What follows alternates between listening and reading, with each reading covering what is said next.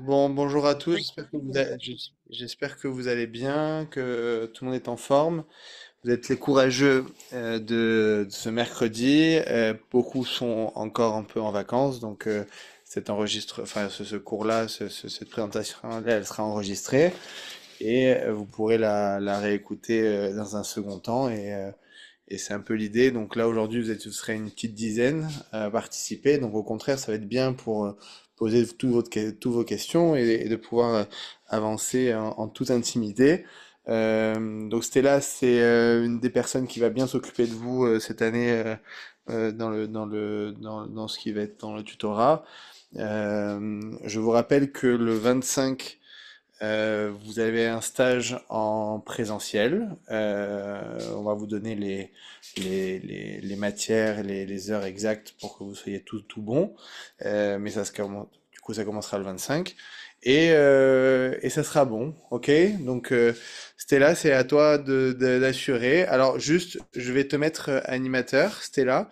Ouais. C'est-à-dire que c'est toi, s'il y a des gens qui viennent un peu en retard, c'est toi qui les accepteras dans le Zoom, ok?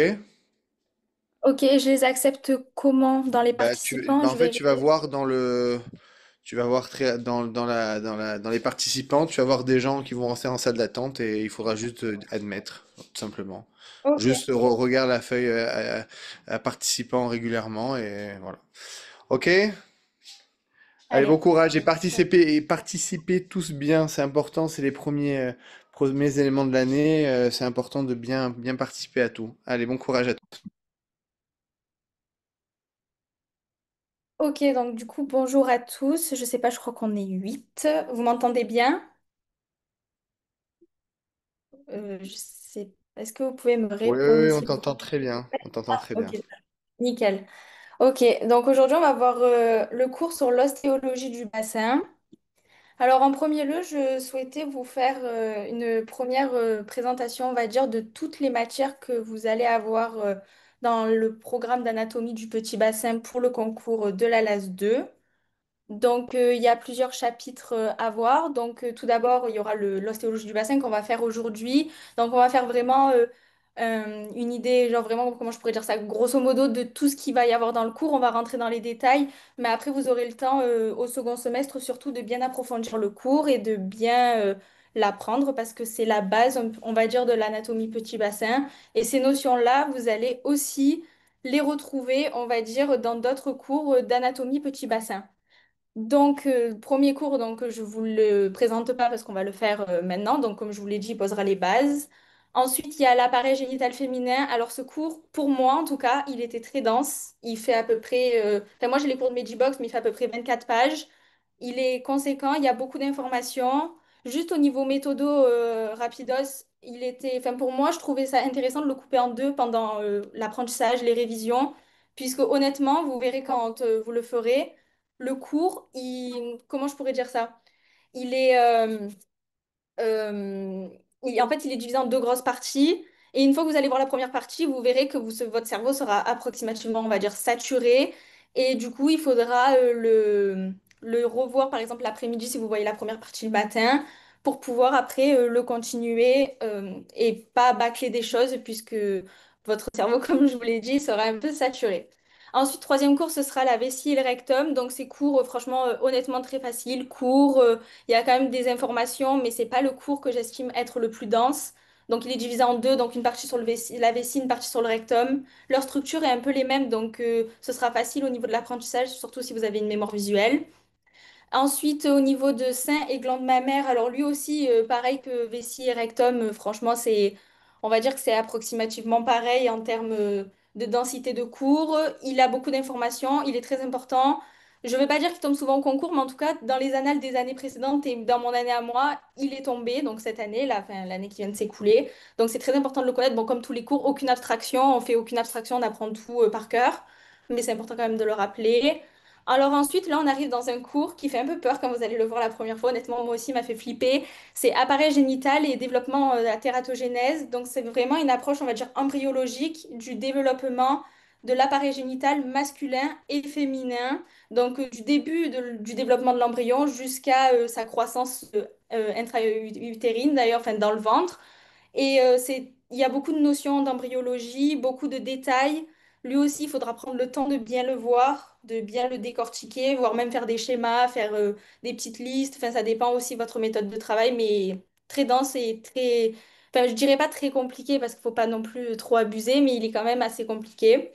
Ensuite, sémiologie obstétricale, grossesse, accouchement, postpartum et nouveau-né. Alors lui aussi, en fait, il est très facile, mais il est très dense. C'est-à-dire, il y a beaucoup, beaucoup de détails qu'il faut tout connaître parce que tout peut tomber, surtout cette prof-là.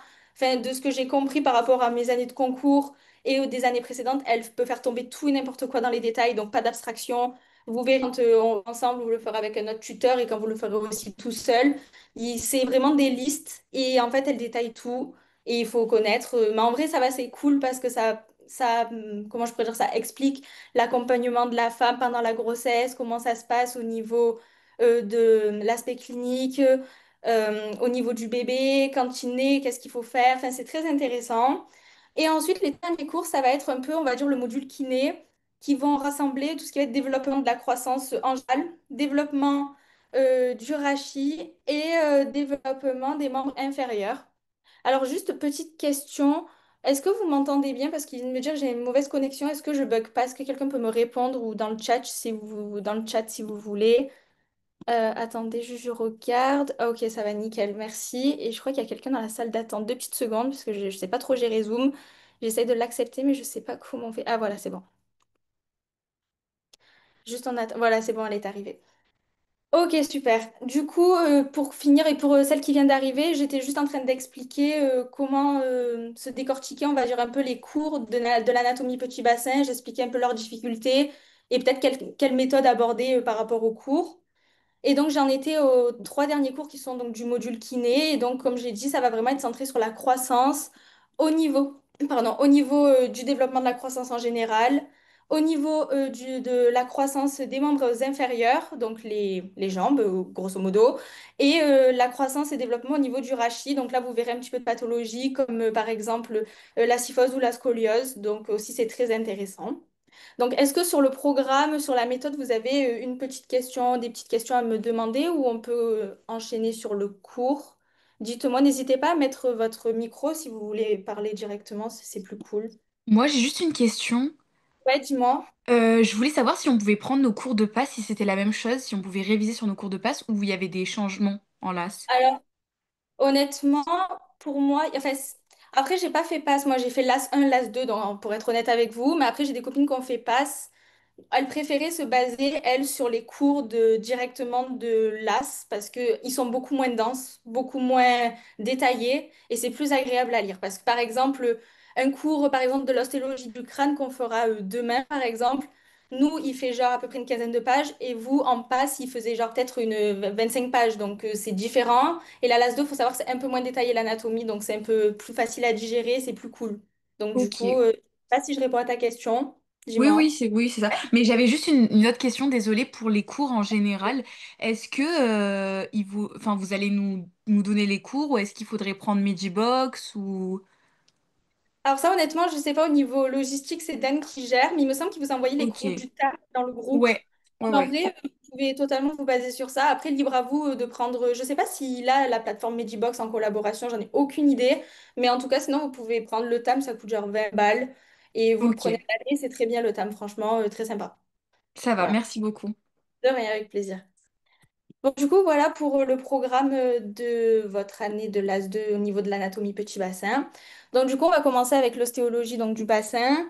Donc, je vais essayer de vous expliquer un peu le cours. Je vais quand même rentrer dans les détails. Il y a peut-être des détails que je sauterai ou quoi, mais qu'on pourra revoir bien en détail au second semestre. Après, n'hésitez pas à me couper si vous avez des questions. C'est mieux de parler en audio, honnêtement, parce que je vois pas forcément le chat tout le temps. Mais je vais essayer de le garder sous les yeux si besoin. Donc du coup, au niveau de l'ostéologie du bassin, on va voir au début l'introduction, des rappels. Ensuite, on va rentrer sur le schéma de base, donc l'os coxal. Ensuite, par rapport à ce schéma-là, on va bifurquer sur les détroits qu'on verra tout à l'heure et des diamètres qui sont importants à savoir, surtout pour l'accouchement, parce que si vous avez bien compris, l'anatomie petit bassin, ça va être beaucoup centré sur la femme, beaucoup centré sur l'accouchement. Et ensuite, on verra donc le périnée, muscle enfin, important de la femme. Et après, on fera une petite session QCM. Alors, pour être honnête avec vous, j'avais fait un WooClap pour introduire et pour que ce soit rigolo, mais j'arrive pas à me connecter là, donc je suis désolée. J'essaierai de mieux me performer demain pour qu'on puisse le faire tranquillement. Mais là, honnêtement, j'ai pas trop eu le temps de vraiment me pencher à qu'on se connecte et tout, donc m'en voulez pas. J'essaierai de faire mieux les choses demain. Mais du coup, donc en termes d'introduction, donc pour situer le pelvis féminin, donc le bassin, donc ça se situe entre l'abdomen et les membres inférieurs. Donc vous avez l'abdomen avec la couche, le péritoine, pardon. Et ensuite, vous avez les membres inférieurs. Et en fait, ça se situe réellement entre ces deux-là. Donc, c'est délimité donc, par les os coxaux qu'on va voir juste après, droite et gauche, et qui vont former donc une cavité osseuse. Et là, on va retrouver donc le petit bassin et le bassin aussi en général. Et donc, il va être adapté surtout aux fonctions reproductrices parce qu'on va retrouver ben, l'appareil génital féminin en bas, les appareils urinaires, digestifs parce que derrière, il y a l'anus. Et puis, donc, ça va permettre, bien entendu, l'accouchement. C'est un peu l'élément principal. Donc, pour le premier schéma de base, aussi, dites-moi si je vais pas trop vite parce que j'ai tendance à débiter un peu, donc dites-moi, n'hésitez pas. Donc, au niveau de l'os coxal, donc voilà à quoi ça ressemble, mais je pense que vous avez dû déjà le voir en passe ou en LAS 1. Il se présente comme ça. Donc, au début, on va voir les éléments principaux. Donc, il y a la symphyse pubienne qu'on retrouve devant, qui, donc, avec l'autre os coxal, donc lui, c'est le droit. Et si on les colle tous les deux, ça fera donc le pubis, donc la symphyse pubienne, élément très important. Ensuite, on va retrouver la ligne arquée qui se situe donc au-dessus de l'aile sacrale va s'étendre. Attendez, je vous montre avec le curseur, c'est mieux. Qui va s'étendre donc de la partie supérieure de l'os de l'aile sacrale, pardon, jusqu'à la partie supérieure de la symphyse pubienne. Donc, c'est important à retenir cette ligne arquée parce qu'après, on va la retrouver, elle va se calquer sur un détroit. Et les détroits, bon, on en parlera plus tard, mais en soi, c'est un peu des moyens de repère pour l'accouchement de la femme. Ensuite, donc, il y a l'éminence ilio-pectinée, l'épine antéro-inférieur et l'épine antéro-supérieur. Donc, ce sont des éléments de base qu'on pose sur ce schéma, mais en soi, le principal, là, c'est juste pour revisualiser un peu ce que c'est donc l'os coxal. Donc, ensuite, on a le processus épineux qui se situe derrière avec la colonne vertébrale enfin au-dessus de la colonne vertébrale plutôt, on va dire, ouais, dessus par l'arrière, je sais pas comment l'expliquer, mais en gros, c'est ça l'idée. Ensuite, donc, on a L5 qui est une vertèbre en forme de coin, donc on appelle ça une vertèbre cunéiforme. Et ensuite, on va retrouver le sacrum, donc constitué de 5 pièces sacrées qui sont me semble, attendez juste, je vérifie. Oui, qui sont soudées entre elles, voilà. Donc on a S1, S2, S3, donc S4 et S5. Et ensuite, on a le petit coccyx avec attendez, je cherche mon mot. Avec les 4 pièces coccygènes. Voilà, excusez-moi. Ensuite, par rapport à l'aile sacrale, là, donc ça c'est important de le relever, c'est qu'on va retrouver des trous sacraux, donc il va en avoir 5, et qui vont permettre donc l'émergence de nerfs spinaux qui vont permettre donc d'innerver notamment les membres inférieurs. Ensuite, il y a la grande incision sciatique, l'épine sciatique, la petite, la tubérosité sciatique. Pour vous donner un repère, c'est l'os que vous sentez quand vous êtes assis. Donc là, je suppose que vous êtes assis, c'est l'os que vous ressentez. Donc c'est carrément donc, la tubérosité sciatique. Et ensuite, un élément très important à retenir parce que les profs insistent beaucoup dessus, ça va être le foramen obturé. Donc c'est le trou qu'on retrouve quand vous visualisez sur des schémas d'anatomie réellement dessiné, pas comme un schéma comme je viens de faire là. C'est vraiment le trou qu'on voit dans l'os coxal.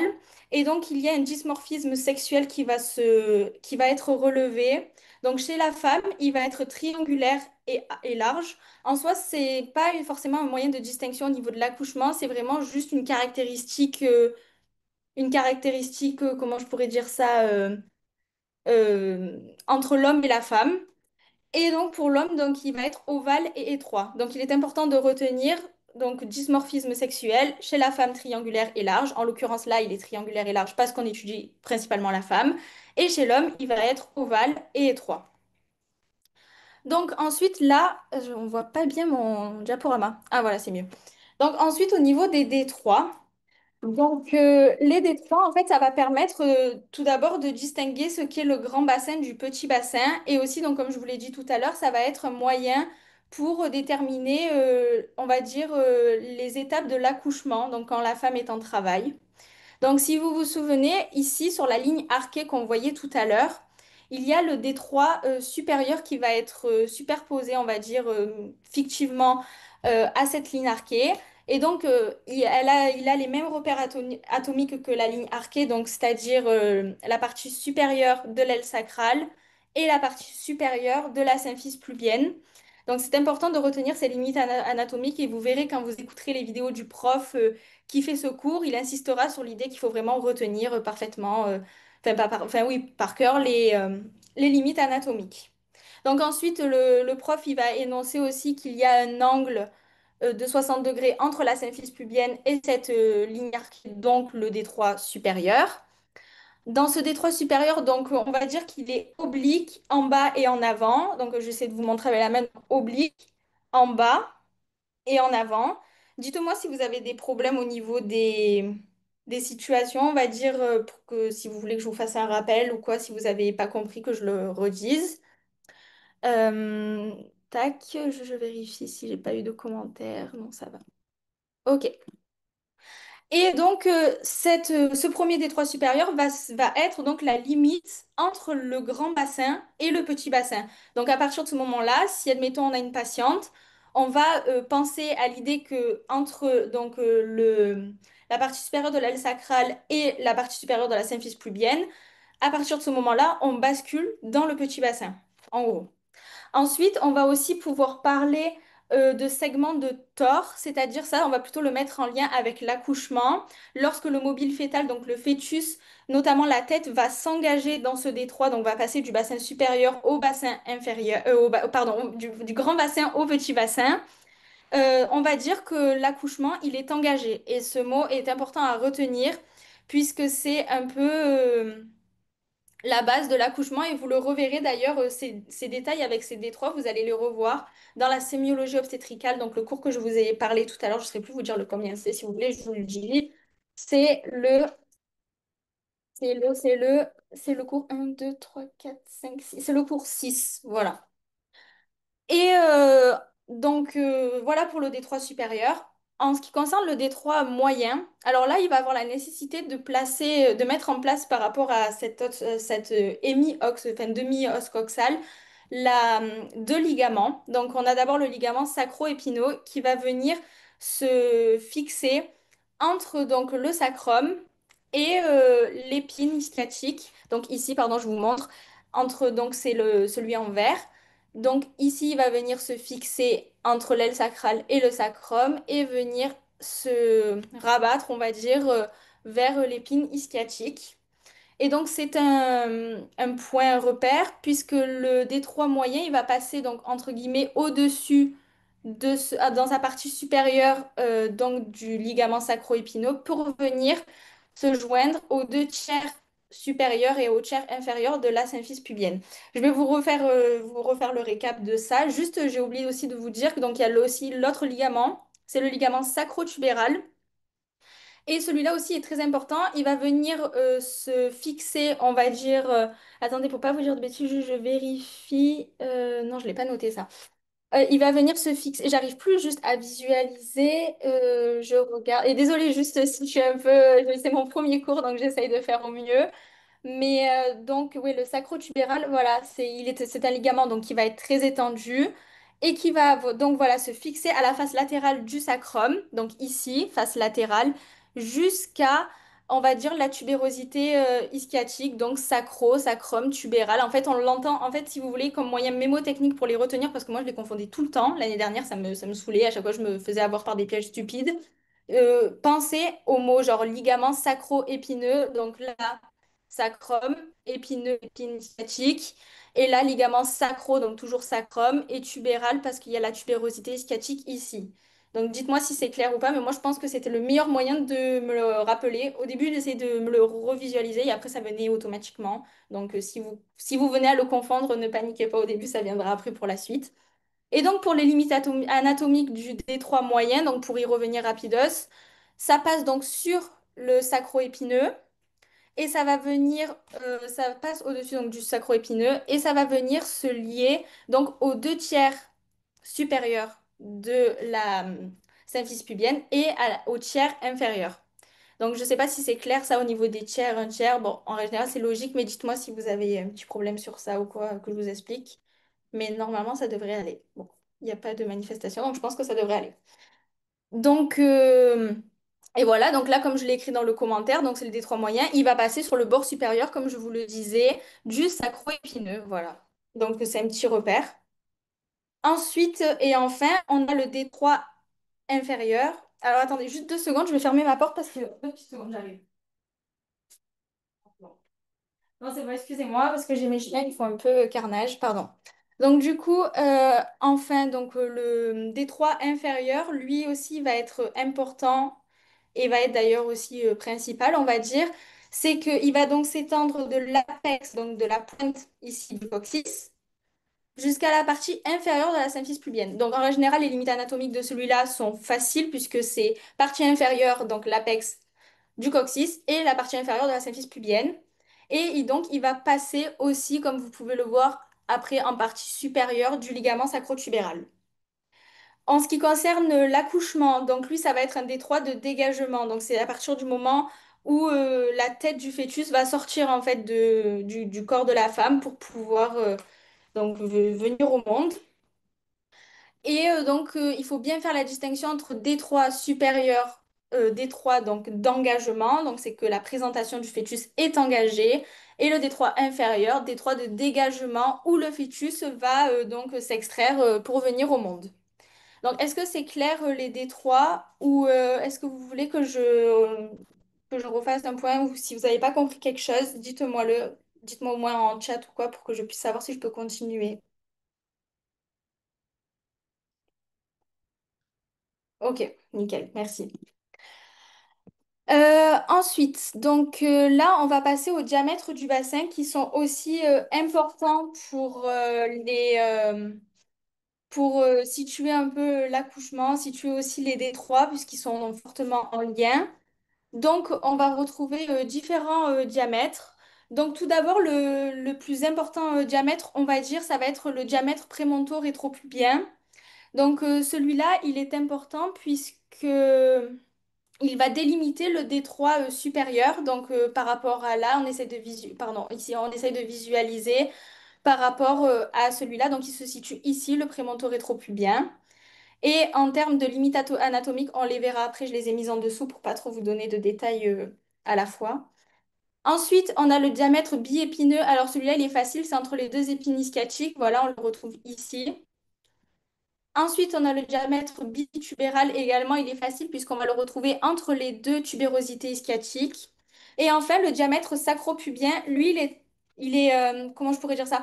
Il a été mis en place en bas, mais en fait, c'est comme si en fait on le superposait ici, mais il va être plus en dessous. Donc, comme le dit le mot, en fait, vraiment, c'est au niveau des limites anatomiques, on l'entend clairement par rapport à sacropubien, le sacrum, et le pubis, donc au niveau inférieur. Et enfin, en tant que dernier diamètre, ça va être le diamètre pubococcygien, qui va être un peu plus inférieur que le diamètre sacropubien. Attendez, excusez-moi, j'ai mes chiens, ils font bordel, il faut que j'aille les fermer parce que là, je suis désolée, 2 petites secondes, j'arrive.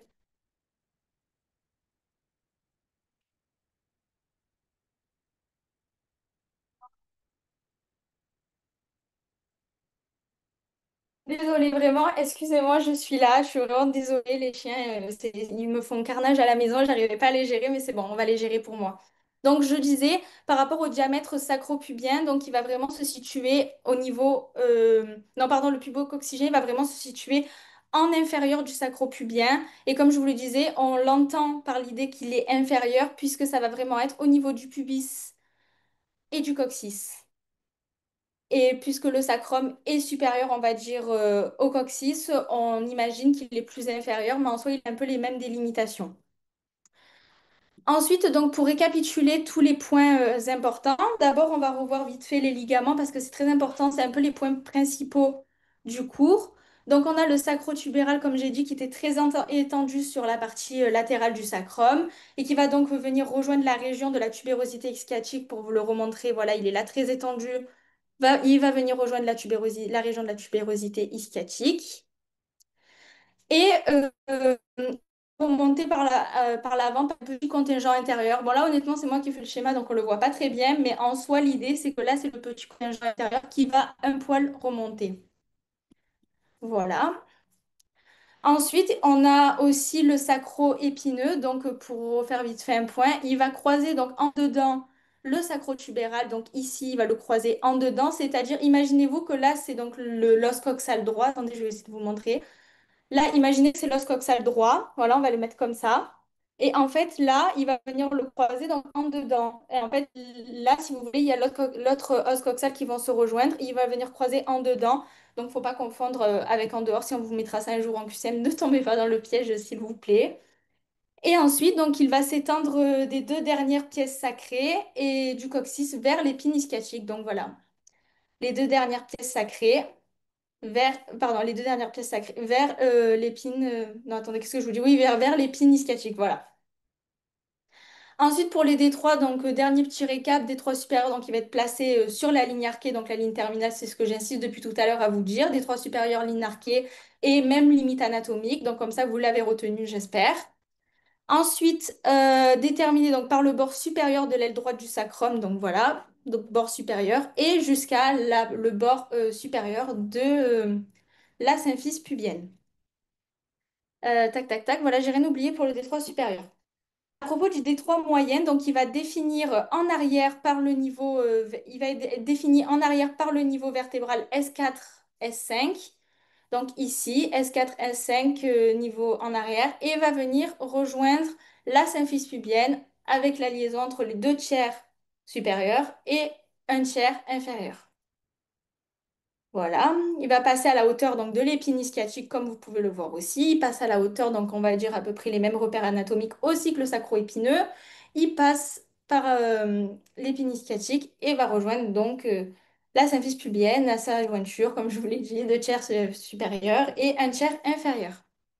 Et enfin, le détroit intérieur, donc comme je vous l'ai dit, je vous le répète une dernière fois, il va se situer à l'apex du coccyx et va rejoindre la partie inférieure de la symphyse pubienne. Quand vous pensez à détroit inférieur, c'est inférieur et inférieur. Un peu pour vous donner un moyen mnémotechnique pour le retenir. Voilà. Et ensuite, pour les diamètres, donc les limites anatomiques, je vais essayer de bien vous les réexpliquer parce que honnêtement, les diamètres, c'est pas évident à visualiser. Même moi, encore, des fois, je galère encore un peu parce que il n'y a pas forcément de schéma. Ce schéma, j'ai galéré à le trouver honnêtement sur Internet, mais les profs, ils nous l'expliquent pas forcément. Lui, eux, en fait, enfin, ce que fait le prof, c'est que il nous dit cette liste, vous le verrez dans le cours ou si vous l'avez lu, tout, enfin, quand vous deviez préparer ce cours-là, vous avez dû le voir. Ils expliquent ça. Mais il ne le situe pas forcément. Donc, j'ai essayé de le situer comme je le pouvais avec ce schéma, mais je ne sais pas si c'est clair pour vous. Mais même des fois, moi encore, pour vous dire, c'est un peu bancal aussi pour moi, c'est un peu compliqué. Donc, n'hésitez pas à me poser les questions si vous avez, si je suis en mesure d'y répondre, ce sera avec plaisir. Et donc, pour les diamètres, donc le récap, c'est diamètre prémonto-rétropubien. Donc, ça va être entre le prémontoire et le bord supérieur du pubis. Donc, c'est le D3 supérieur. Ça va représenter le D3 supérieur ici. Voilà. Ensuite, le diamètre sacro-pubien inférieur, donc c'est le diamètre entre S4 et S5, et il va être avec la jonction des deux tiers supérieurs et du tiers inférieur. En fait, c'est vraiment un peu, si vous voulez, les mêmes limites anatomiques que du D3 moyen. En fait, en soi, l'idée, c'est ça. Ensuite, le diamètre biépineux, donc entre les deux épines ischiatiques, mais ça, je pense que c'est facile à retenir, c'est logique, il est là. Et enfin, le diamètre pubococcygien, donc comme je vous l'ai dit, c'est celui qui est plus inférieur, pardon, au diamètre sacro-pubien inférieur. Donc pensez un peu les mêmes limites anatomiques, mais sauf que lui, il est plus inférieur. Et le bitubéral, donc qui va se situer entre les deux tubérosités ischiatiques ici. Voilà. Donc, est-ce que pour les ligaments détroits et diamètre, ça va ou ça va pas? Dites-moi si je peux continuer ou si vous avez des questions, comme ça on n'y revient plus. Ok. Bon, n'hésitez pas à répondre les autres, hein, parce qu'il y a Myriam qui participe bien et merci beaucoup, mais si, n'hésitez pas du tout à répondre, ça... Ah voilà, c'est gentil, merci. Ok. Du coup, ensuite, on va passer donc au diaphragme pelvien. C'est aussi un point important du cours. Donc on verra d'abord, alors je vais vous faire une distinction, ça c'est pas dans le cours, mais j'ai décidé de le rajouter parce que en fait après j'ai fait ce diaporama en fonction aussi de mon expérience personnelle, de ma compréhension au cours, mes petits bugs que j'ai eus, que vous pouvez totalement avoir aussi cette année. Donc je me suis dit tant qu'à faire, je vais vous le faire. C'est la distinction entre la région pelvienne et la région périnéale. Ensuite, on va voir les filières, ça c'est très facile, les fonctions du diaphragme pelvien et les schémas des muscles et fascias. Donc ça, on verra ça plus tard. Donc premier schéma, donc c'est ce que je vous disais, ce que j'arrivais pas au début à déterminer. En fait, j'avais tendance à toujours inverser région pelvienne et région périnéale. Et donc pour le moyen de repère, je vous ai fait un grand trait. Grosso modo, c'est ça. Et en fait, donc la région pelvienne, ça va vraiment être la partie inférieure du tronc qui va être située donc entre l'abdomen et le périnée. Et la limite anatomique, ça va être donc en haut le détroit supérieur du bassin, donc ce qu'on vient de voir depuis tout à l'heure, et je vous répète 15 fois, et le diaphragme pelvien. Voilà. Et en ce qui concerne la région périnéale, ça va être tout ce qui va être inférieur au diaphragme pelvien. Le diaphragme pelvien, ça s'appelle le levator ani. Bon, on va le voir juste après. Et en soi, en gros, c'est cet hamac musculaire qui va donc déterminer la région périnéale et la région pelvienne. Donc pelvienne, on va dire que ça va être supérieur, périnéale, ça va être en bas. Je vous le dis parce qu'à un moment, dans un autre cours, donc je crois que c'est dans le rectum, il nous fait aussi une distinction comme ça, où il parle de périnéal, de parle de pelvien. Et je sais que moi, ça me confondait tout le temps, et du coup, ça me portait préjudice pour les QCM, et donc je me dis au cas où, je vous le dis. Et donc, ça va donc fermer la cavité pelvienne vers le bas.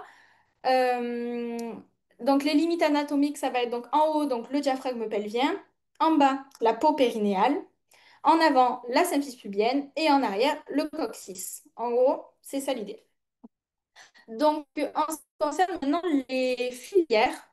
Alors, les filières, donc on en a trois. Et en fait, ces trois filières, c'est celles qu'on va un peu retrouver toujours au niveau de l'anatomie petit bassin.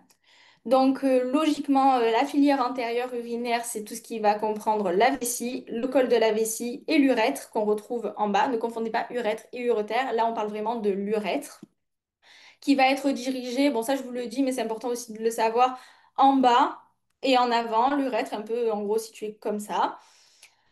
Ensuite, la filière génitale, ben, ça va comprendre l'utérus, qui a un col qui est cylindrique. Ça, retenez-le bien parce qu'on va le répéter, répéter pendant l'anatomie de l'appareil génital féminin. Et c'est très important de le connaître, c'est un point important de l'utérus. Et donc son corps qui va être développé. Donc là, ici, pour vous le montrer, en gros, là, ça va être le col. Donc on ne voit pas techniquement, mais il est vers ici. Et ensuite, l'utérus avec son corps qui va venir d'ailleurs s'allonger sur la vessie. Important aussi de le retenir. Vous le reverrez dans le prochain cours sur l'appareil génital féminin. Mais en gros, voilà. Et ensuite, la filière digestive, donc ici, qu'on va retrouver donc le rectum et le cap anal, qui fait donc un angle à 90 degrés. Bon, là, on ne le voit pas parce qu'il y a le dessin du diaphragme pelvien, mais en gros, il est là et ça fait un angle à 90 degrés. Important aussi, information importante à retenir. Enfin, tout est important, mais je précise. Donc ensuite, en ce qui concerne les fonctions du levator ani, donc c'est le diaphragme pelvien, donc celui-là, comme je vous le montre. Donc ça va être un élément principal et qui va venir vraiment supporter le poids en soi de tout ce qu'il y a au niveau supérieur, enfin du coup des viscères, parce que si, en fait, il a un peu la même fonction si vous voulez que le diaphragme, le diaphragme thoracique, qui va venir soutenir tout ce qui va être dans la cage thoracique. Euh, Ce diaphragme pelvien va faire un peu le même rôle, sauf qu'il ne permet pas la respiration, enfin, en fait, bien le lapsus entre les deux, et qui va donc permettre donc de retenir tout ce qui va être au niveau viscéral. Donc ce diaphragme pelvien, il va avoir deux fonctions. Une fonction statique qu'on va appeler l'assiette lévatorienne et qui va avoir une fonction quasi permanente, c'est-à-dire que ce muscle est contracté, va se contracter de manière continue. On verra après son nom, chaque chose en son temps. Je préfère le diviser en deux parce qu'après aussi, il y avait tendance des fois à s'embrouiller un peu parce que c'est des mots, enfin, c'est des noms de muscles un peu chiants à retenir au début. Et ensuite, on va retrouver donc la fonction dynamique qui va avoir un rôle de contraction, c'est-à-dire qu'il va vraiment former une sangle. C'est dès qu'on va le contracter, pouf, et ça va venir vraiment retenir tout ce qui va être au niveau des viscères. C'est-à-dire, par exemple, quand on va tousser, si vous toussez, si vous riez, vous allez sentir quelque chose se contracter au niveau du petit bassin. Et ben, en fait, c'est ce diaphragme qui va venir juste faire le rôle de sangle et de retenir vos viscères pour éviter tout type de problème qui pourrait y avoir par rapport à ça. Et donc, au niveau des muscles, on va en retrouver deux types. Donc, un qui va donc servir à la fonction statique, qui est donc fonction quasi permanente, et un qui va être au niveau de la fonction dynamique, donc qui va avoir un rôle de contraction, euh, donc la fonction de sangle, comme je vous l'ai dit. Donc, tout d'abord, on va se baser un peu, je ne sais pas si vous voyez bien le schéma, je vais agrandir d'abord d'un côté, après j'agrandirai de l'autre. Donc voilà, tout d'abord, on va voir donc, la fonction statique. Dans le nom du muscle, j'aurais dû peut-être le mettre plus en évidence, mais c'est le muscle iléococcygien. Donc fonction statique, fonction quasi permanente, assiette lévatorienne, iléococcygien. Essayez de vous faire des moyens, c'est pas un moyen mnémotechnique, là je vais y arriver, mais en soi, il faut vraiment retenir que iléococcygien, c'est fonction quasi permanente, qui va donc se trouver ici. Donc là, ici, on a l'obturateur interne, le muscle obturateur interne ici, avec donc l'arc tendineux du levator ani. Ce sont des muscles. Et c'est sur lequel va s'insérer donc ce muscle iléococcygien. Donc ces fibres vont venir euh, s'insérer uniquement, donc retenez bien ce uniquement, vers la région du coccyx et du petit ligament anococcygène qu'on voit ici, qu'on reverra bien tout à l'heure en détail, enfin pas en détail, mais on le verra, je l'aurai mis plus en évidence. Et en fait, il va vraiment venir s'étendre sur ça, ce muscle. Et donc, comme vous pouvez le voir, ça fait une sorte d'assiette donc lévatorienne. Et donc, c'est le muscle iléococcygien et donc fonction statique quasi permanente. Ensuite, bon là, j'ai mis en évidence qu'il y avait le ligament sacro-épineux, le fameux qu'on voit depuis tout à l'heure sacro-épineux, sacrum, épine, la petite épine qu'on voit là. Voilà, le remettre en évidence. Là, il y a le muscle piriforme, mais en soi, enfin, lui, c'est juste à titre indicatif. En soi, on n'apprend pas sa fonction ni à quoi forcément il sert, mais il est là, quoi.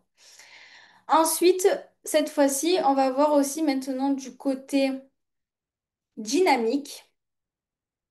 Donc, du côté dynamique, il va y avoir donc le rôle de contraction, déclenchement intermittent, quand on rit, qu'on tousse, qu'on pousse, voilà. Et donc, ce muscle s'appelle le pubo-coccygien.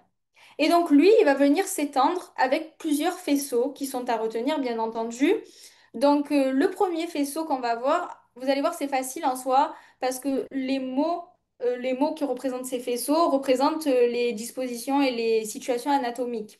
Donc, pubo-pubis, ici, c'est la symphyse pubienne, voilà, qui est représentée parce que c'est une coupe transversale ici, donc, comme vous pouvez le voir. Donc, ici, donc, premier faisceau pubo-vaginal. Donc, ici, juste pour vous présenter, ça, c'est l'ostium de l'urètre, par où on fait pipi.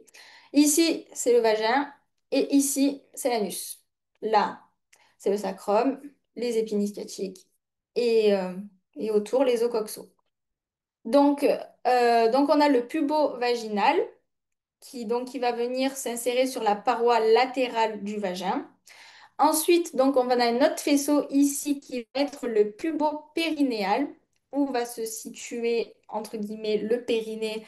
Et donc, le centre tendineux du périnée, qu'on verra tout à l'heure sur un autre schéma, vous aurez une meilleure visualisation, parce que dit comme ça, on ne sait pas d'où on le sort, mais en soi, c'est ici va se situer le centre tendineux du périnée. Ensuite, on a le faisceau pubo-anal, donc pubis, symphyse pubienne, anal, l'anus. Et enfin, pas enfin, non, mais le pubis, pardon, le faisceau rétro-rectal, pardon. Ici, on va le retrouver donc ici, je vais y arriver, rétro-rectal, ici, parce que rétro en arrière du rectum, enfin de l'anus, et entre donc la filière digestive, donc l'anus, et le sacrum. Donc, et oui, pardon, et ce faisceau va pouvoir permettre aussi l'expulsion de la selle, par exemple. Et enfin, on va retrouver quelques petites fibres qui vont venir se loger sur le coccyx. Donc voilà en gros le muscle levator ani avec ses deux fonctions, deux muscles, on va dire, avec des fonctions différentes et des insertions différentes. Dites-moi si sur ça vous avez des questions ou si ça va. Si on peut continuer, s'il y a un truc que vous n'avez pas compris, que j'ai pas bien expliqué, que vous voulez que je réexplique, dites-le moi maintenant. C'est bon, tout est bon, ok. Non, dites-moi, je sais pas. Ça va ou pas? Ok, ok, nickel. Bon, ok. Donc voilà pour le Levatorani. Et pour juste pardon, pour revenir sur ce schéma, en fait, c'est un schéma que le prof a fait. Il a divisé en deux. En fait, c'est un schéma en entier que moi j'ai voulu mettre en évidence. Donc sur le côté gauche, il y a le muscle, les muscles, donc comme on a vu, donc avec le muscle iliococcygien et le muscle pubococcygien à gauche. Et après, de l'autre côté, en fait, il va faire apparaître les fascias qui vont se situer par-dessus le muscle et qui vont avoir en soi pas forcément de fonction, mais c'est important de les connaître. Donc, un fascia, pour vous remémorer la chose, si vous l'avez vu ou sinon, ben, au moins vous le savez. Cette définition, c'est moi qui l'ai rajoutée. Vous n'avez pas à la prendre par cœur, pas de stress. Juste pour vous l'expliquer, parce qu'au début, c'est pas forcément évident de comprendre ce que c'est un fascia. Genre, à l'oreille, genre, on n'arrive pas trop bien à comprendre.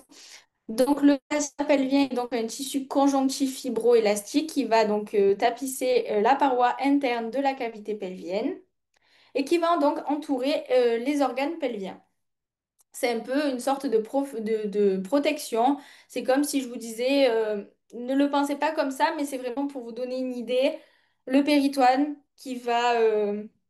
Est-ce que vous allez nous donner votre dia? Oui, oui, oui, je vais vous la donner, vous inquiétez pas, à la fin. Donc, ça va vraiment être un peu la même fonction que le péritoine, de venir vraiment englober les organes et les protéger. Et donc, pour ces fascias, donc ici, genre, on les voit pas trop bien, j'aurais pas dû mettre cette couleur. Donc ici, vous avez différents ligaments et fascias qui se suivent. Donc d'abord, il y a le ligament pubovésical, donc pubis, toujours la symphyse pubienne, et vésicale, bon, en soi, c'est pas la vessie, mais ça en fait partie, c'est l'urètre. Ici, donc pubovésical, petit ligament, mais en fait, c'est une continuité, d'accord? C'est juste qu'ils leur donnent des noms différents parce que c'est pour avoir un meilleur repère anatomique.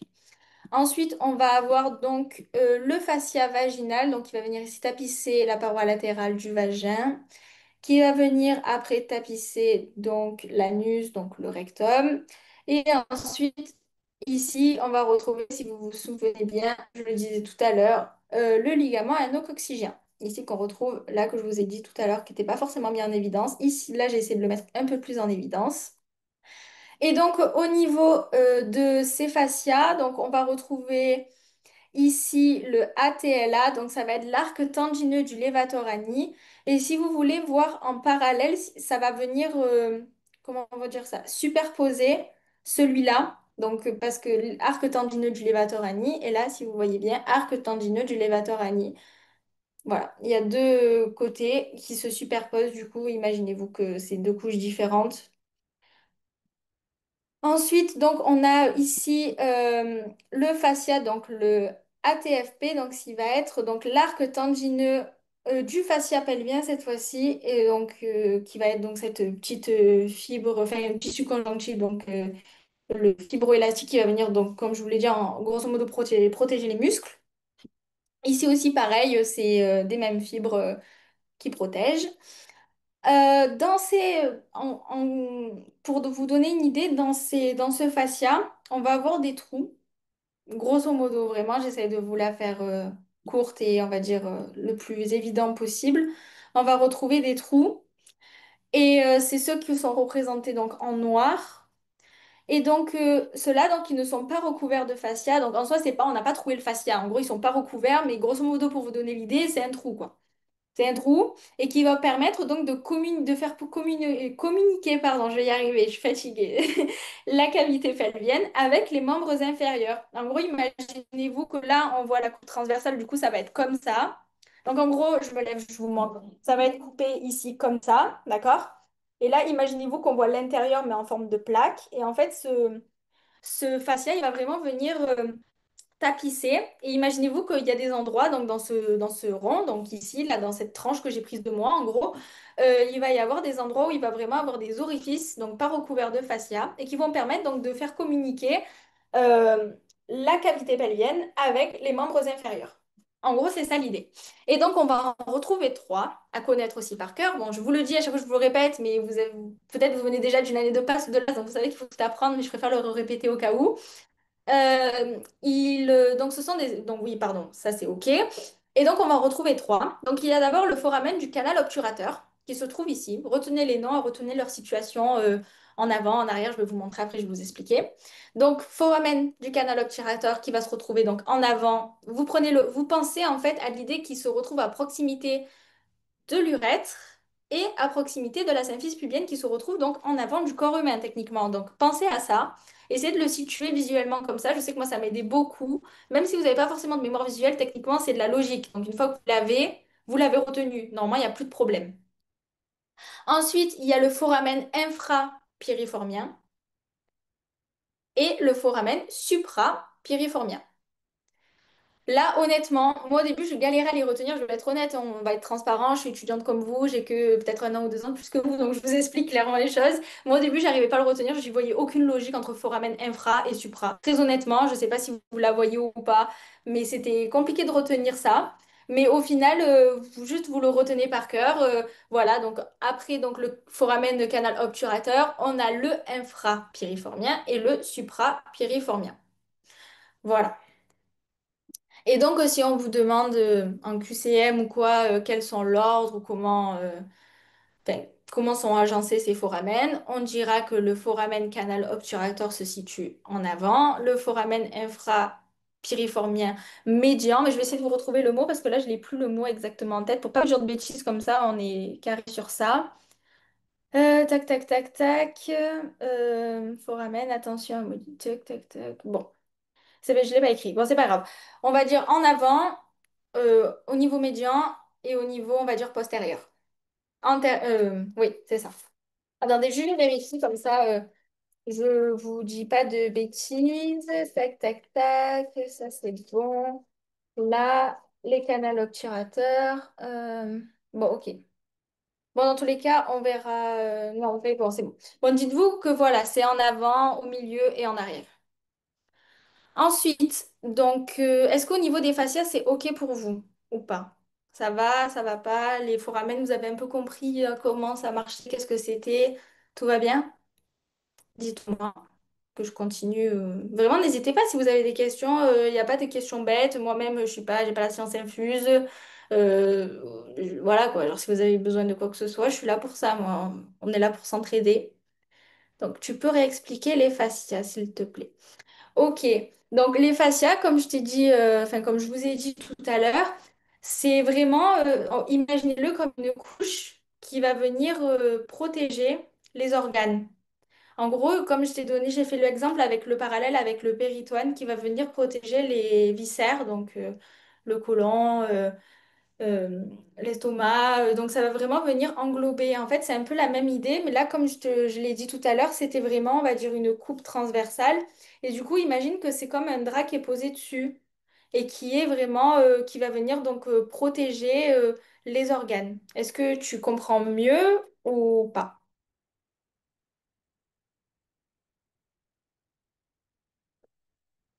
Ça va ou ça va pas? Et pour les autres, ça va ou pas les fascias? Je sais que c'est pas évident à comprendre au début, c'est chiant même, mais après, faut le connaître, quoi. Mais vraiment, ça va. Du coup, ça va? Oui. Oui, mais j'ai pas compris les positions des deux fascias.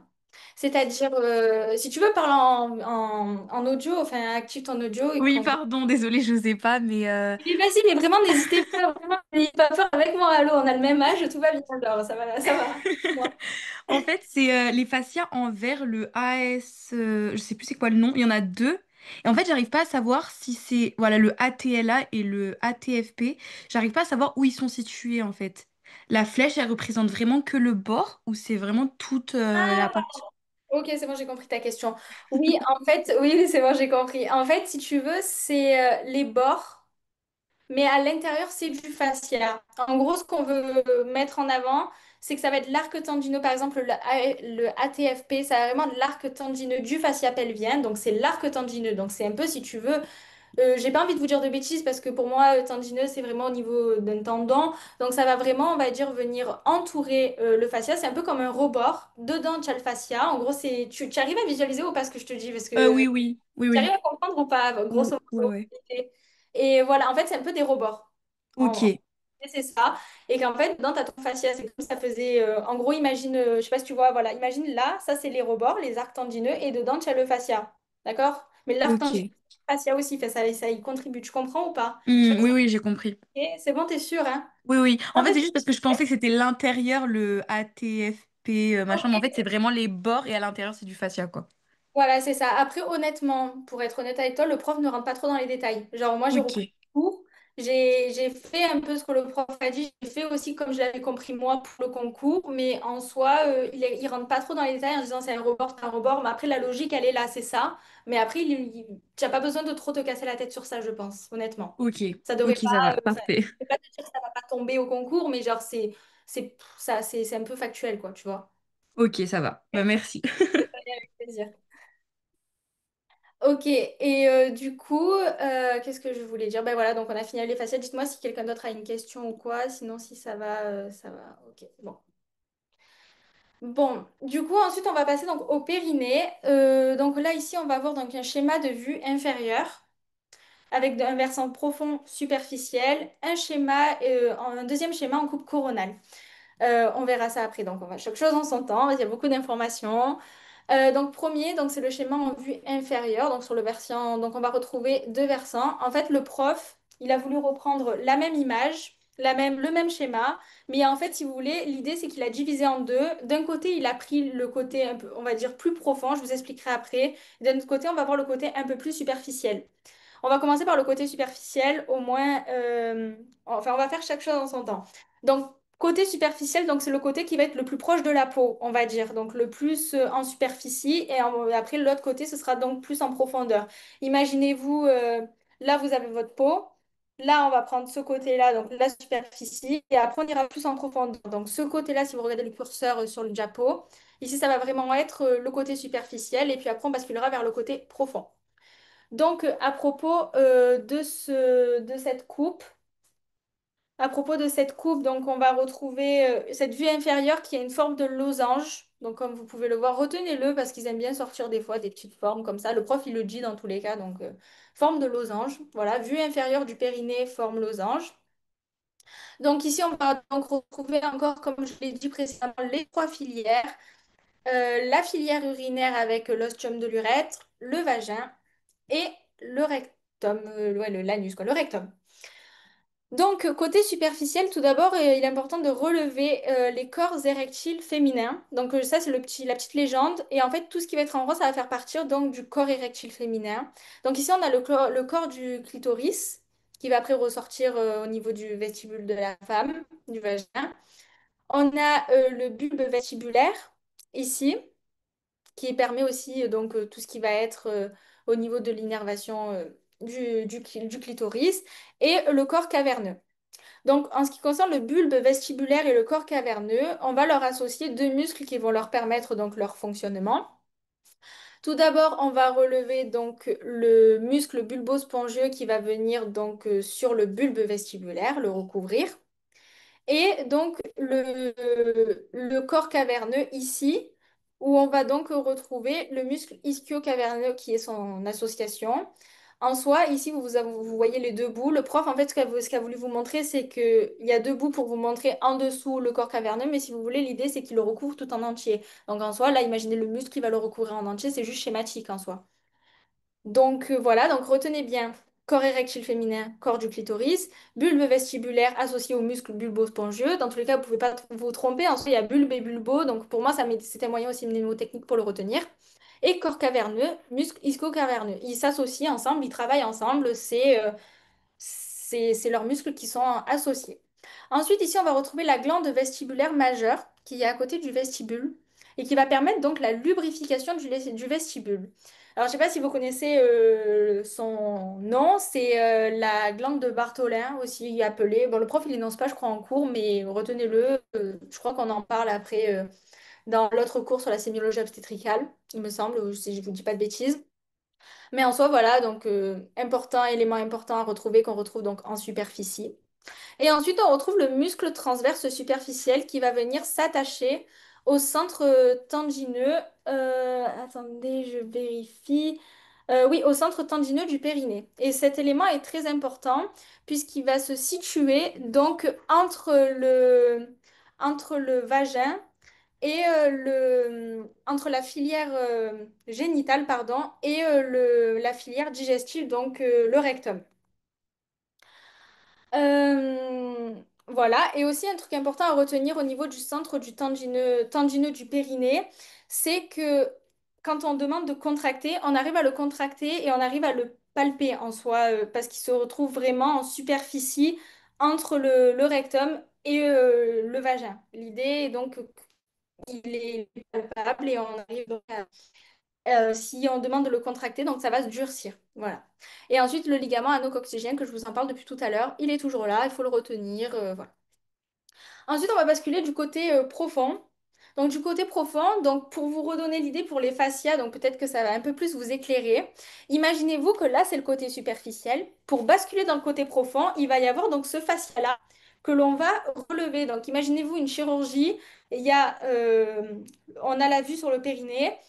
Il y a le côté superficiel qu'on voit, voilà, on a enlevé les premières couches de peau, trop bien. Ensuite, pour atteindre des muscles plus profonds, on va relever cette petite couche de fascia ici. Donc en fait, imaginez-vous qu'il y a deux pinces, que le chirurgien a deux clans par exemple, qui va venir tirer et donc il va relever. Imaginez-vous en fait que le fascia il est roulé, genre en gros on l'a décalé, comme si on décalait un tapis, quoi, pour pouvoir venir visualiser la partie profonde du périnée.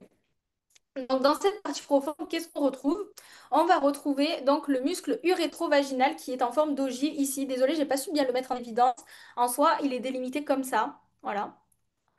Et ensuite, on va retrouver le muscle compresseur de l'urètre qui va venir, qui est plus grand donc, que le muscle urétrovaginal et qui va venir compresser donc l'urètre, d'où son nom clairement. Voilà, des fois, c'est pas sorcier la médecine.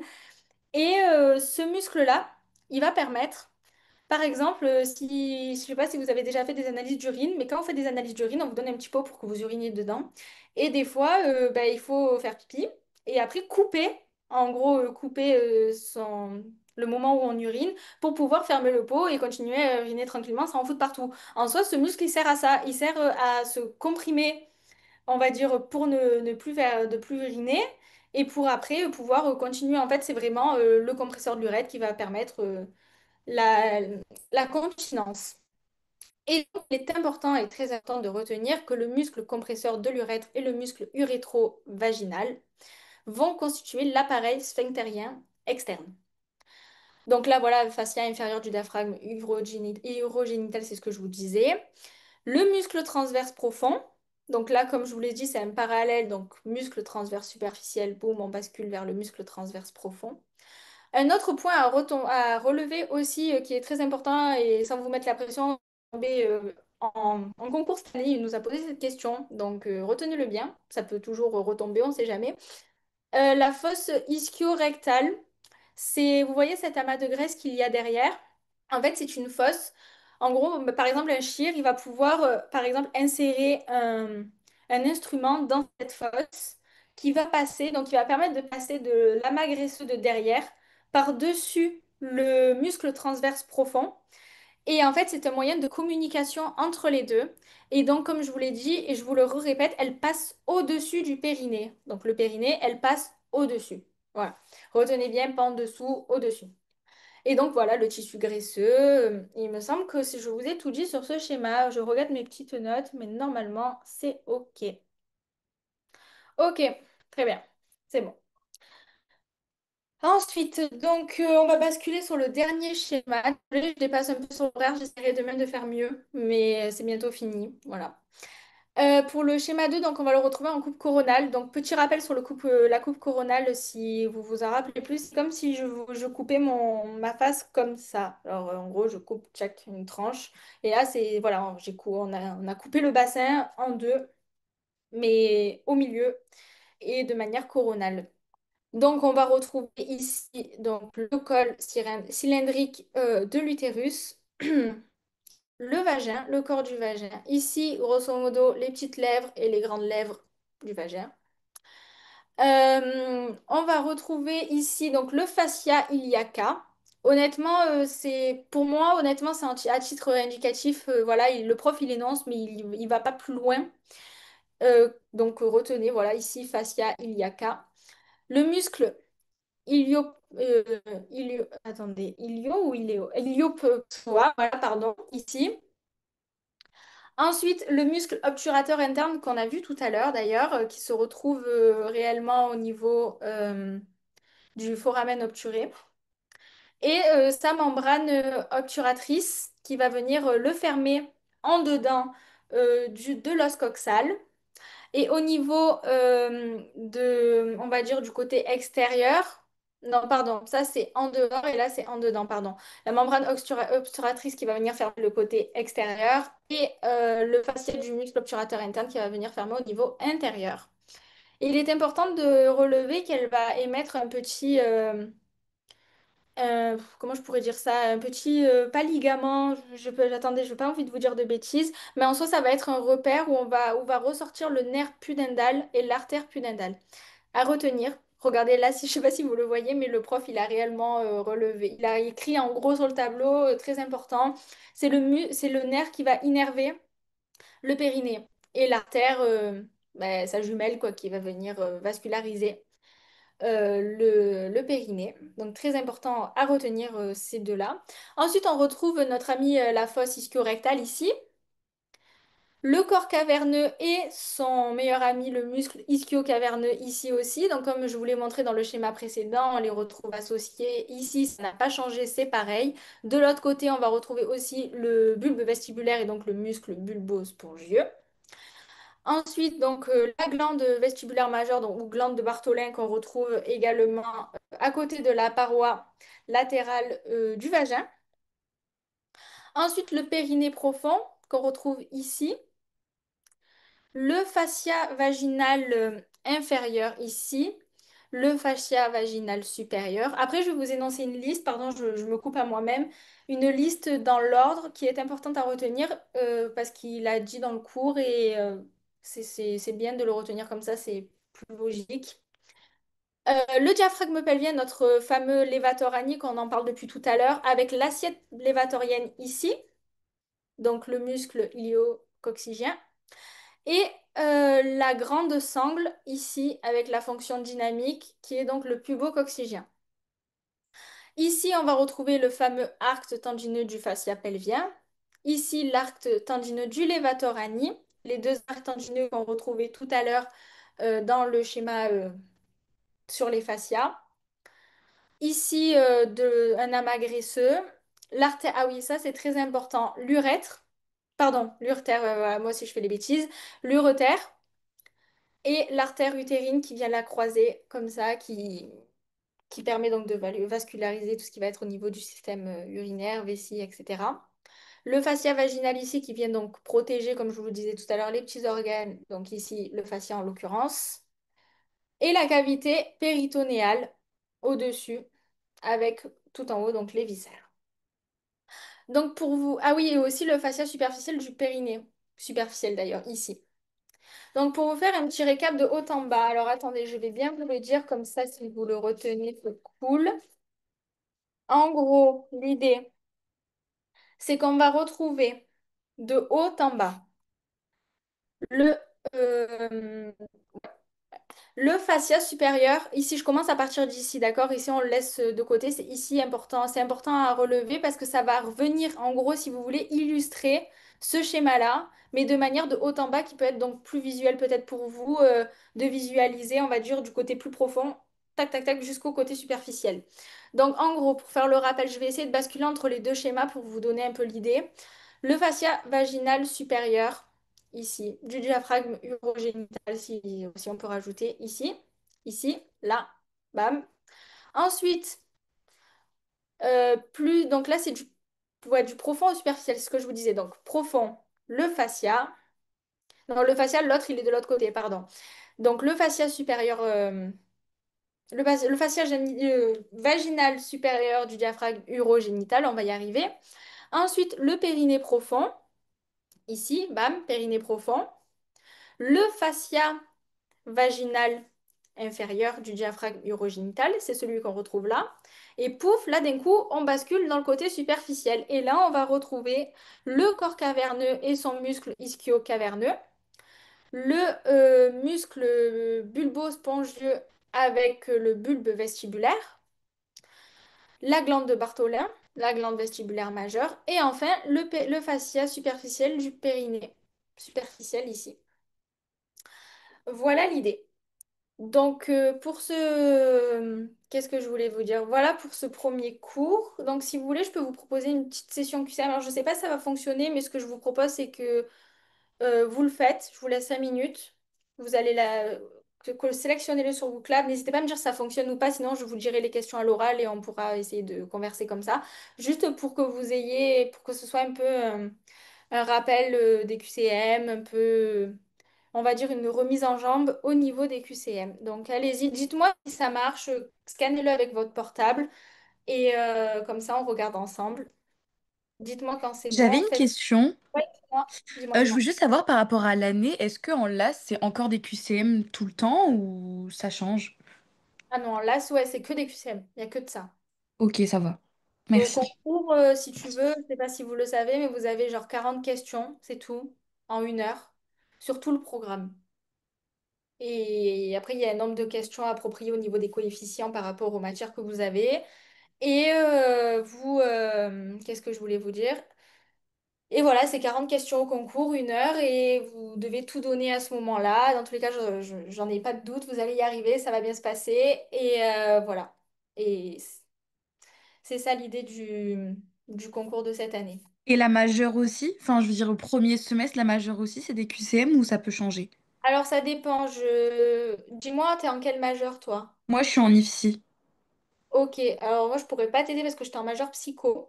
Mais ici, je sais pas comment ça fonctionne, mais je pense que tu auras l'occasion, je sais pas s'il y en a à prépa ou quoi, mais on pourra toujours t'orienter au cas où. Ok. Euh, des tuteurs qui peuvent, qui sont fait ça, qui pourront donc partager leur expérience, parce que moi du coup j'en ai aucune idée. Voilà. Ok, super, merci. Du coup, est-ce que juste ça marche ou pas pour vous clap? Vous avez fait les QCM, vous les faites, dites-moi, comme ça, j'essaye moi de me connecter en attendant que vous les fassiez. Enfin, il n'y a que 2 QCM de 5 questions, ça va aller vite. Il y a Dites-moi si marqué c'est OK. que il n'y a pas de questions lancées pour l'instant, qu'il faut... Enfin, il y a marqué un peu de patience, il n'y a pas de questions lancées pour l'instant.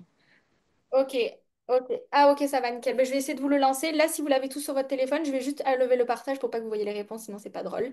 Et je... Attends, je sais pas comment on fait. C'est chiant ça. Je sais pas, je sais pas, je sais pas. Tac, tac, non. Bon, je vais essayer de le faire sur le téléphone. Sinon, je vous lis les questions à l'oral et on le fera à l'ancienne cette année. Enfin là, et après demain, j'essaierai de mieux analyser la chose. Euh, Non, mais ça, c'est... Il me demande de m'inscrire. Ah, voilà, c'est bon. Pardon, 2 petites secondes, j'arrive.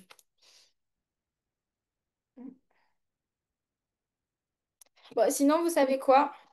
Je vous copie-colle les questions dans le chat et vous y répondez chacun, enfin, genre dans vos têtes et après, on le fait ensemble. Genre, je vous... Voilà. Je pense qu'on va procéder comme ça parce qu'il n'y a rien qui marche ce soir, c'est chiant. Alors, je sais pas si ça va. Ouais, c'est bon, ça marche nickel. Ok, alors. Tac, 2 petites secondes, j'arrive. Après, n'hésitez pas si vous voulez faire que quelqu'un fasse la correction ou en cas je vous interroge pour vous faire un peu participer parce que je vous entends pas trop. Donc, donc voilà. Alors, première question. J'essaie de tout vous copier-coller, comme ça je vous laisse 1 minute 30 pour le faire. Donc, tac, ça je vous le mets là. Ensuite, 2 petites secondes, hein, j'arrive. Ça, pied.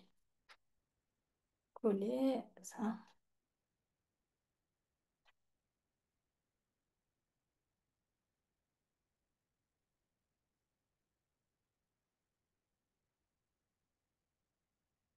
Ok, et dernière question, après je vous copie-collerai les autres le temps que vous répondez à celle-là déjà. Voilà, c'est un QCM donc de 5 propositions de réponse et à chaque fois la proposition c'est soit vrai soit faux. Bon, je vais pas vous faire un schéma, vous savez ce que c'est un QCM, mais je vous le rappelle rapidos. Voilà. Voilà, allez-y, faites-le et vous me dites quand c'est bon.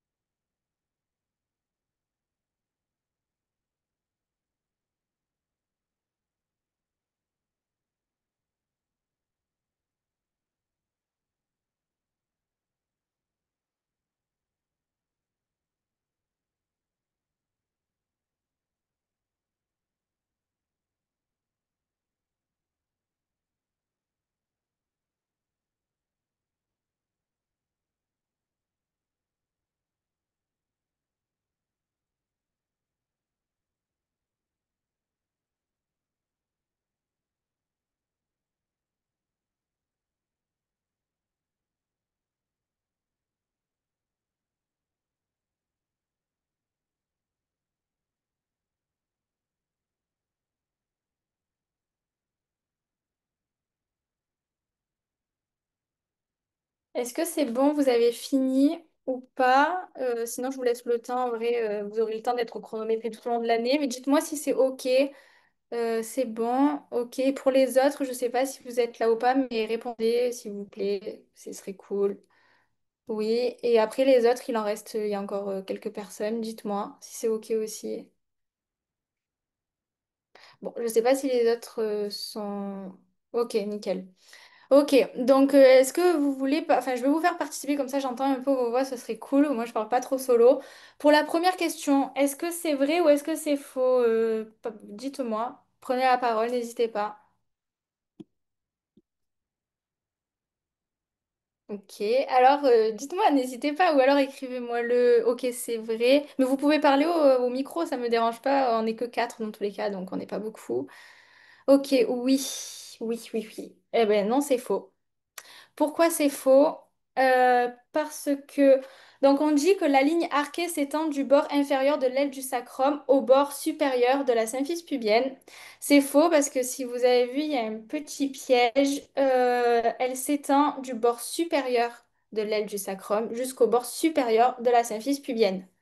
Est-ce que vous arrivez à visualiser ou pas ce que je vous dis? J'ai insisté dessus tout à l'heure et c'est important de le savoir parce que c'est un peu la limite anatomique, donc non seulement de la ligne arquée, mais aussi du détroit supérieur. Donc si vous voulez, je vous remontre en vite fait, comme ça vous avez une petite visualisation. Voilà.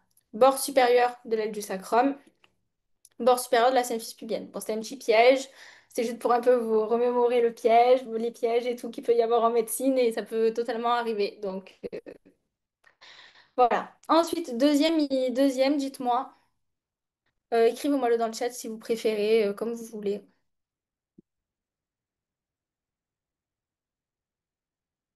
Ok. Attendez 2 petites secondes, j'arrive. Ok, faux, faux, ok. C'est bien faux, c'est bien. Parce que, donc, dites-moi pourquoi, allez, dites-moi. Participez ou écrivez-le dans le chat si vous avez honte de parler à... Donc, c'est le dégagement, oui, exactement. Exactement, c'est très bien, c'est ça. Ok, ensuite, troisième item, dites-moi.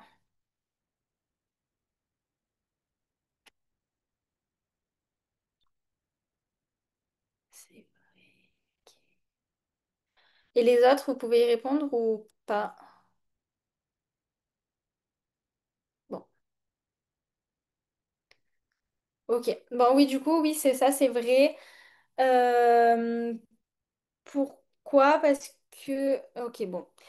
Pourquoi? Parce que c'est le lieu où donc on va pouvoir dire que la tête du fœtus est engagée, et donc on va dire que bah, le travail commence réellement. Enfin, en soi, il aura déjà commencé, mais l'idée c'est que... Oui, en soi, on peut dire que oui, le travail commence. Oui, c'est ça. Ok, ensuite, avant-dernier item, dites-moi.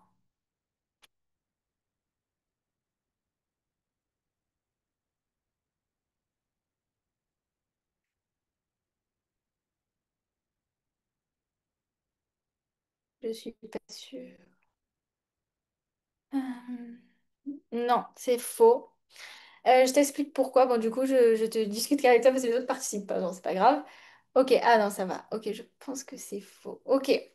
Donc, pour trancher entre vous deux, c'est faux parce que donc, le muscle iléococcygien, donc ce n'est pas la fonction dynamique, c'est la fonction statique. Et celui qui exerce la fonction dynamique, c'est donc le pubococcygien. Réellement, ça c'est vraiment, retenez-le bien. Enfin, tout ce que je vous ai posé, j'ai essayé de vous poser des questions un peu évidentes qui sont posées régulièrement.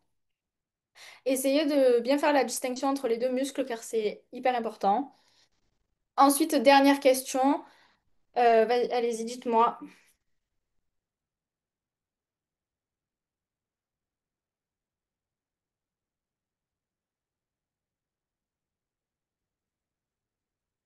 Ok, c'est bien, c'est très bien, c'est vrai, c'est exactement ça.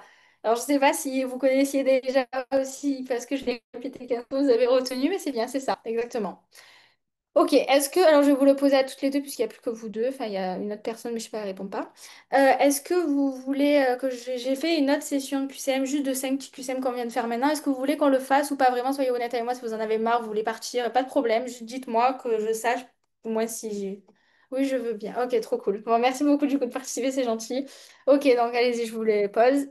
Je vous laisse 1 minute 30, je vais mettre le chrono, comme ça on va essayer de se mettre en réelle condition. Ok, alors je vous envoie le truc et je lance le chrono. Tac, allez-y.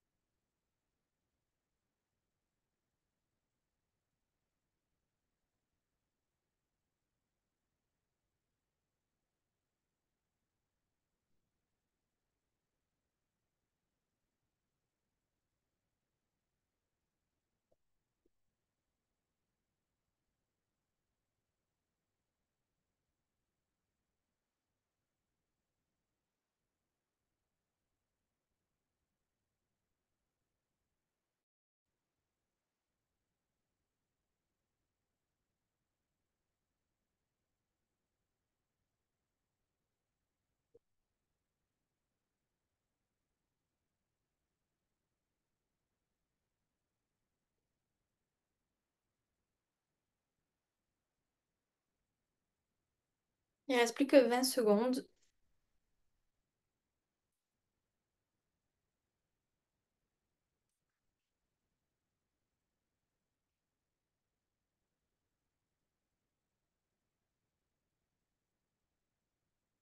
Ok, parfait, nickel. Ok, donc, ok, super. Merci d'avoir répondu tous les trois. Ok, donc dites-moi, pour la première question, c'est vrai ou c'est faux? Je vous écoute, écrivez-le en commentaire et je vous fais la correction. Ok, j'attends le dernier participant. Je sais pas s'il va répondre et qu'il a dit que c'était ok. Bon. Ah. Toi, tu es pas sûr. Et pourquoi tu es pas sûr? Bah, tu peux activer ton micro si tu veux. Faut savoir, on n'est que trois, il n'y a pas de honte à avoir. Je suis là pour vous aider. Dis-moi pourquoi tu es pas sûr ou écris-moi-le en message si tu veux.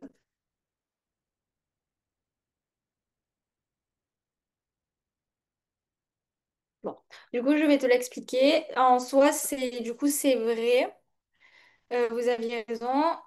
Parce que... Ah voilà, je pense que c'est faux. Et pourquoi tu penses que c'est faux du coup? Enfin, c'est pour t'aider, donc n'hésite pas vraiment à discuter avec moi si tu veux activer le micro ou quoi. Je suis là pour t'aider, je suis là pour... Il n'y a pas de questions bêtes, il n'y a pas de réponse... Enfin, c'est pas grave si vous vous trompez, et vous êtes encore loin du concours, donc dis-moi pourquoi tu pensais que c'était faux.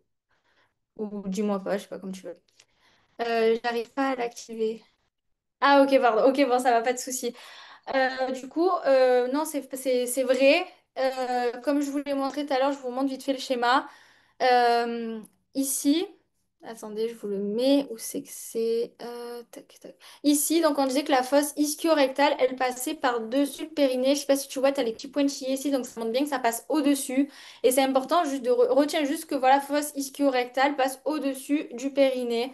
C'est important à le retenir et donc c'était bien vrai, voilà, ça passe bien au-dessus. Ensuite, deuxième question, dites-moi si c'est vrai ou faux. Enfin, deuxième item. Ok, j'ai eu une réponse. Les deux autres, dites-moi. Ok, ok, parfait. Ouais, c'est ça. Vous avez raison. C'est important à le retenir. Bon, c'est une petite question facile, mais c'est bien. Ensuite, troisième question, dites-moi. Enfin, troisième item, je vais y arriver.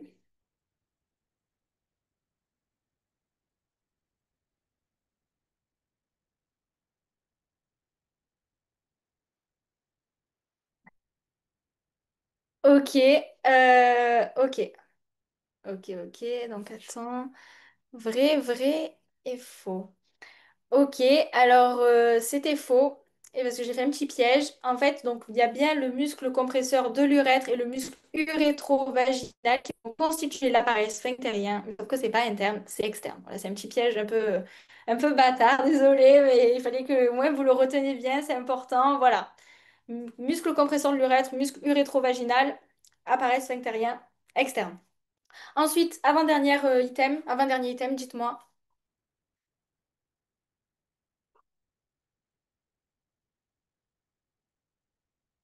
Ok. Très bien, c'est ça, c'est vrai. Bravo. Et retenez-le aussi, c'est très bien. Nerf pudendal innerve le périnée. Et dernier item, dites-moi. Ok, ok. Et il en manque. Ok, très bien. C'est ça, exactement. Bon, là, c'est en fait, honnêtement, je savais que j'étais sûre que vous n'alliez pas le faire faux. Dans le sens que quand il y a... C'est juste pour vous rappeler. C'est juste pour vous rappeler que quand il y a, en fait, c'est pas, on va dire forcément, c'est pas systématiquement ça, mais quand il y a seulement dans un QCM uniquement des choses comme ça, c'est pas tout le temps faux, mais méfiez-vous beaucoup parce qu'en règle générale, ça peut mettre la puce à l'oreille, comme quoi c'est souvent faux. Mais attention, je précise bien pour pas vous faire de bêtises, ce n'est pas tout le temps faux, mais c'est la plupart du temps c'est faux. Donc oui, il y a bien, donc le diaphragme pelvien est bien constitué du muscle pubococcygien ou iléococcygien. Voilà, voilà. Donc, je vous pose une dernière question, après je vous laisse tranquille.